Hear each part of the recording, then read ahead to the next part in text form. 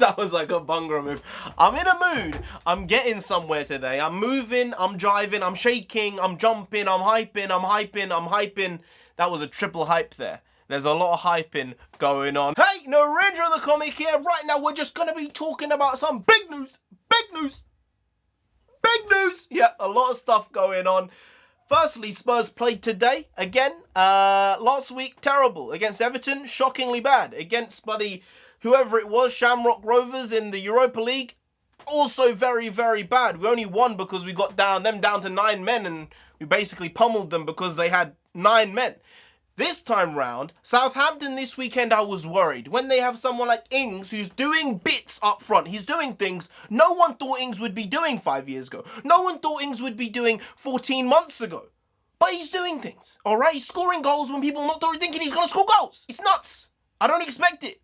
But last season, Ings had a very good season, and that's why people are bigging Ings up. Maybe he should be playing for England. Maybe he should be playing for England. I'm not going to say he shouldn't because his form is so on point that he should be playing for England probably. I don't know how he can play in a 2 with Kane, but if that can be done, then it can be done and it should be done because form is form and class is permanent. But Kane is class, just to be clear here. He definitely showed that today. So the match was not going great from the start, all right? We had a goal disallowed. Southampton had a goal disallowed. Spurs had another goal disallowed. Then the Beach Boys ended up scoring, and it wasn't good. It was a great finish, but it wasn't good for us. We basically then capitulated quite badly for about 15-20 minutes, and that was not fun to watch. But then Son pops up with a spicy little and scores a goal and an equaliser just before half-time. We come out in the second half, and I'm not loving what I'm seeing because Southampton were playing in a very particular way. They were playing a very high line, and because of that, in most cases, if this was 2 or 3 years ago, I'd be like, boys, we're going to smash this. They're playing so high, someone's going to get in behind, we're going to get the goals, and it's going to be all good. But in the first half, you know, Son, Kane, we were constantly going offside. We weren't being able to get that fine margin right. Come the second half, I think Southampton got a bit tired, to be honest, and the line sort of faltered.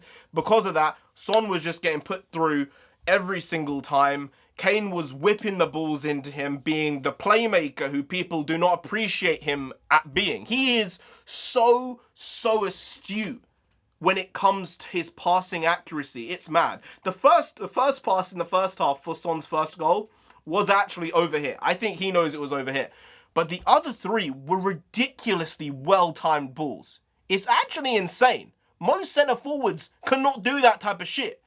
But he can. He can play deeper. He can maybe play as the second striker to someone up front because he can deliver the balls. That's the problem Spurs have had.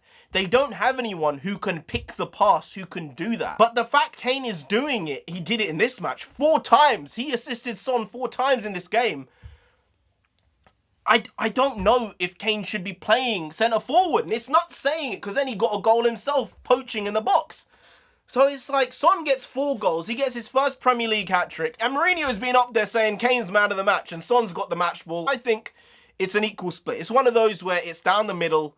Either way, I'm good because nothing would have happened without those Kane assists. And he picked them out of nothing. There was nothing going on. He just goes, boop. And Son runs onto it and goes, boop. And scores blinders just for the sake of it. He's just having fun. He could have scored maybe 5, 6, 7. That's how ridiculously bad Southampton were playing in the second half compared to the first.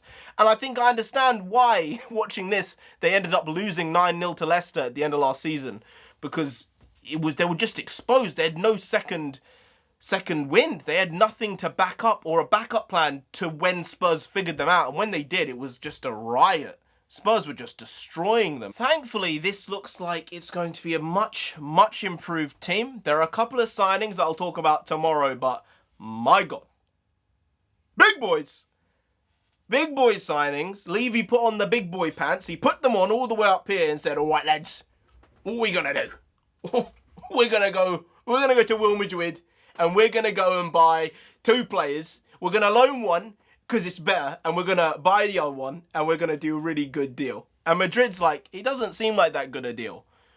But we'll take it, because it seems like that's the only deal we have right now. And Spurs like, yeah. So, looks good for me. Looks good to me. Unfortunately, we've got the League Cup in the week, and that could be a banana slip, but I think we should play the youths there. We should play the youths. We shouldn't be playing full team squad against Leyton Orient. It's too risky for injuries, so don't do it, Jose. Don't do it.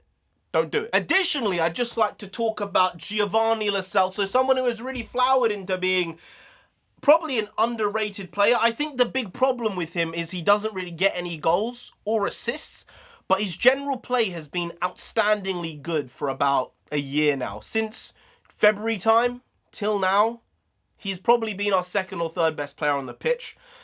And he does things which no one else can do. I don't think he's there yet where he can unlock that pass like Kane did today.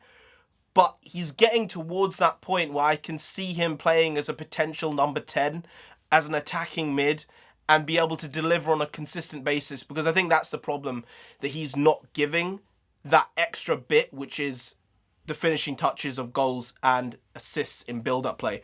But he came on at half-time. Made the change. Mourinho made the change, just like he made a change in the Everton game. And it was the change which, in my opinion, altered the game completely. Tanguy wasn't playing terrible in the first half, by any means. He just wasn't playing well. And Gio comes on and makes an active difference. Allows Kane to do things which he wasn't doing in the first half. I think Kane really just took the game by the grit of his teeth. I think that's the saying, right? That is the saying? I think so. Maybe it's not, I don't know. But he took the game by the scruff of the neck, we'll go with that, and just said, I'm going to make you my bitch. I'm going to have to do things because some people can't do the things I'm going to do right now. And hand in hand with Son, they absolutely decimated Southampton. Oh my God. Oh my God. Son Heung-Min. Son Heung-Min, the South Korean king, as I put it. He coronated Southampton with his greatness today. None of it would have been possible without Kane, though, I might add. But Son, his first ever Premier League hat-trick. Well, he got a forfeit. He got 4 goals. It shouldn't have even been 5-2, to be honest with you. It should have been 5-1. I don't know how Matt Doherty, I don't know how that handball was a hand. It's like me having my hand here. The ball's like, oh, it's like, that's not handball. That's clearly ball to hand. If there's ever been a case of ball to hand, it's that, or the situation that happened with Man U this weekend. Come on, that wasn't a penalty to bloody Crystal Palace, just as this wasn't a penalty to Southampton. But the game is going crazy. This VAR shit needs to be fixed one way or another. It needs to get sorted out because this type of nonsense, I'm not having it. I'm just not having it anymore, all right? It's not good for the sport. It's not good for the game.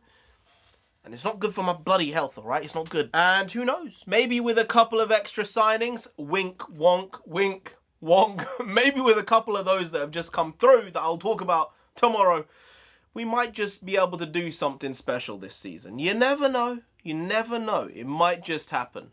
It might just happen. Imagine Son, Kane, and potentially Gareth Bale up front.